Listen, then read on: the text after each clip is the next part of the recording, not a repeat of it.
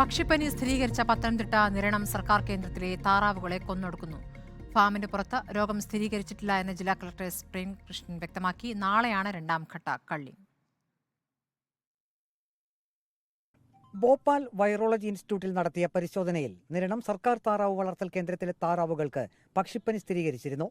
250ഓളം താറാവും കുഞ്ഞുങ്ങൾ കൂട്ടത്തോടെ ചത്തതോടെയാണ് സാമ്പിൾ പരിശോധനയ്ക്ക് അയച്ചത്. ദ്രുതകർമ്മസേനാംഗങ്ങൾ എത്തി താറാവുകളെ കൊല്ലുന്ന പ്രക്രിയ ആരംഭിച്ചു. താറാവുകളെ മരുന്ന് കുത്തിവെച്ച് കൊന്ന ശേഷം ഗ്യാസ് ചേമ്പറിൽ വെച്ച് കത്തിച്ചു. നിലവിൽ ആശങ്കപ്പെടേണ്ട സാഹചര്യമില്ലെന്നും നിരണം ഡക്ക് ഫാമിന് പുറത്ത് പക്ഷിപ്പനി സ്ഥിരീകരിച്ചിട്ടില്ലെന്നും ജില്ലാ കളക്ടർ പ്രേംകൃഷ്ണൻ അറിയിച്ചു. പക്ഷിപ്പനി ഡിറ്റക്ട് ചെയ്തിട്ടുണ്ടായിരുന്നു. അതിന്റെ റിസൾട്ട് പോസിറ്റീവായിട്ടാണ് വന്നിരിക്കുന്നത്.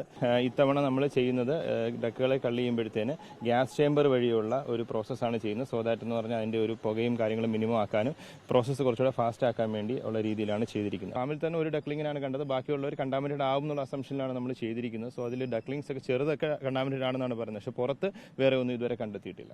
5000ഓളം താറാവുകളാണ് നിരണം സർക്കാർ താറാവ് വളർത്തൽ കേന്ദ്രത്തിലുള്ളത്. പക്ഷിപ്പനി സ്ഥിരീകരിച്ച 1 കിലോമീറ്റർ ചുറ്റളവ് ഇൻഫെക്റ്റഡ് സോണും 10 കിലോമീറ്റർ ചുറ്റളവ് സർവൈവൽ സോണുമായിരിക്കും.